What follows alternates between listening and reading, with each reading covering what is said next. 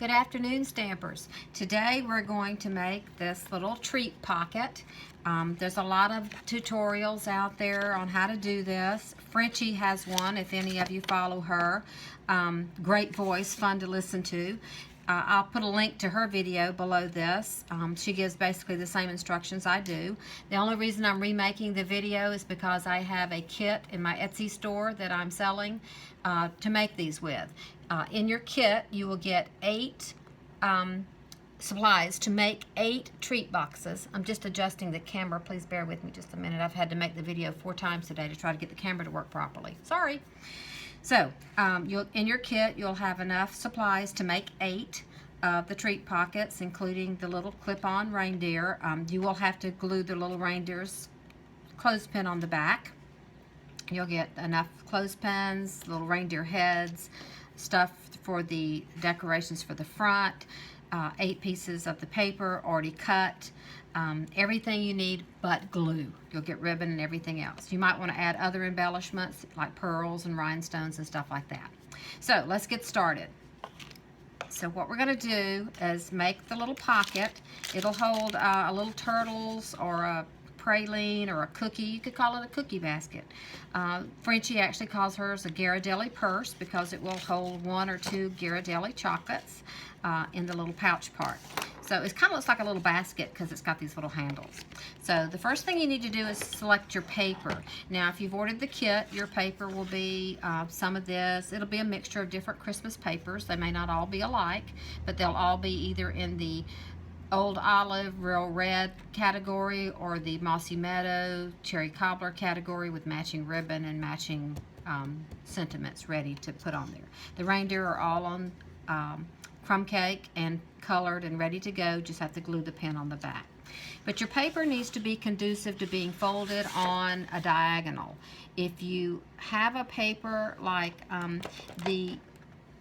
this one, which is adorable paper, absolutely nothing wrong with it, it's so cute, but once you fold it on the diagonal, your people are going to be, your little gingerbread people are going to be kind of in a funky area. Now, if you cut your paper where maybe the gingerbread isn't showing, you could fold your paper on this side and then let the inside be your fold over, which like the little stars and the gloves, it wouldn't matter which way they were going. So that's just a little tip. Now, if you say, well, I don't have any paper that'll work for that, you can always make do. I'll show you how to do that after we make our little cuts. So the first thing you want to do is take your paper, decide what you want to be the outside, and fold the paper on the diagonal in half, forming a triangle. Just burnish it with your fingers. Don't really make a really hard fold because it'll kind of make the paper kind of buckle. You want to make sure that it's not really crisp. You don't want to break the fibers and make the paper be broken. So we're going to use our trimmer. If you don't have a trimmer, you will need to have a ruler, I guess, and a razor blade to do this actual cutting part.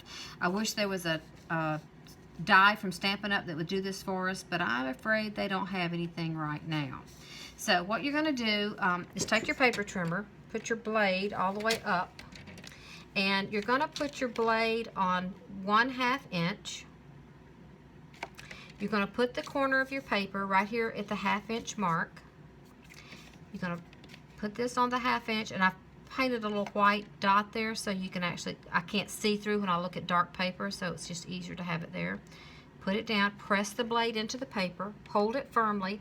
I'm going to put my finger here so I won't go past the 2 1/4 inch mark. So I'm going to put my finger right there so I won't go past that spot, but I want to go all the way up to it, just like that, to the 1/2 inch down to 2 1/4. You're going to take your paper, flip it over, and now our cut line that we just did is right here across the top. We're going to do the same thing again, line it up with a 1/2 inch, put this on the 1/2 inch mark, press it down into the paper, come down to 2 1/4. Don't go too far, and that's all you have to do to it. Now, we've got that cut. Now your paper that you get in the kit will already have the cut made. All you've got to do is the folding part. You're going to take the little flap like this, and you're just going to fold it all the way down as far as it'll go to the cut line. Just burnish it lightly with your finger. Turn it over. Do the same thing in the back. Burnish it lightly with your finger. Now, if you have a fast fuse, you could use that. You can use glue. You can use a glue pen. You can use score pile tape. Right now, for just this back part, I'm just going to use my glue pen because it doesn't need much to hold it in place. Just like that. And while you're gluing and folding all this, go ahead and take your reindeer head and put some Tombow on the back, just a little strip of Tombow. Stick your clothespin in it and let it be drying. This is Tombow in this bottle, even though it's not in a Tombow bottle. I don't like the Tombow bottle. It's hard and hard to squeeze and gets clogged up all the time. So I just empty it into this nice squishy bottle that I've had for at least 1,000 years. Okay, so now we're going to flap. This is the front. We're going to pull a little flap back up. We're going to take our point right here and we're going to fold it up to the center. Just like this. And you're going to fold it up to where it's just at the corner of where that cut is, right there. See where the cut is? We don't want to go all the way to that corner, but almost to it, making this little space here about a 1/2 inch, just like the handle. Okay, move that back out of the way. Do the other side the same way. Just like that.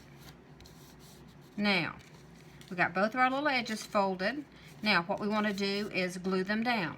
You can use, once again, glue, glue pen, whatever. I'm going to actually just put a little bit of glue in this corner so this will stay stuck together, like that. Now, I'm going to use score pile tape. If you use glue, you can always put it over, glue it, put a clothespin on it to hold it to dry, or set a glass of wine on it to hold it in place till you're ready to, you know, well, if you want to do that.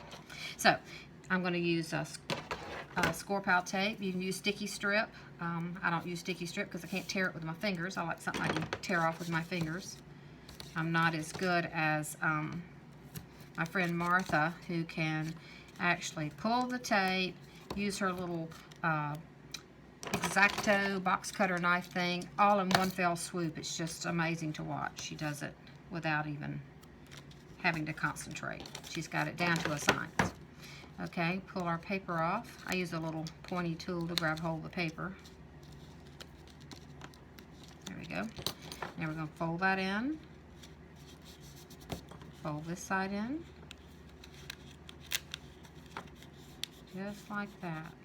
Okay, now we're ready to stick this little flap down. And we don't want it like pressed down flat as if it were part of the paper. We want it to still kind of stay a little bit dimensional. So I'm just going to just put a little teeny, I'll just use the glue pen to hold paper. Just put that right there just a little bit. And fold that over. And just to hold it in place while I'm finishing up my little sentiment. Okay. Your kit will come with an assortment of these little sentiments which say Glad Tidings at Christmas in assorted Christmas colors, and you'll get an assortment of these little snowflake punches. If you don't, if you're making these without the kit, you need the snowflake punch. It's an old punch. You may have one if you're a Stampin' Up! Person. If not, you can use your Stampin' Up! Snowflake Thinlit die, or anything that looks like a little snowflake. So I'm going to put this on with dimensionals. In your kit, you'll get a small little strip of dimensionals to use. Pop-up dots. We call them, Stampin' Up! Calls them dimensionals. And we're going to put those on the back for our sentiment. And I'm going to put that right in the center of our little snowflake. Just like that. And then the snowflake, I'm actually going to put some score pile tape on the back and mount it with tape so that it doesn't need too much dimensional, since we already put the front on with, made that stick out. We could just put tape on the back. Okay, our glue should be dry there. And we're just going to put our sentiment right here in this, where all this converges together and makes this little intersection. We're going to just put this right in the center of that. Like so. Stick it down with our tape.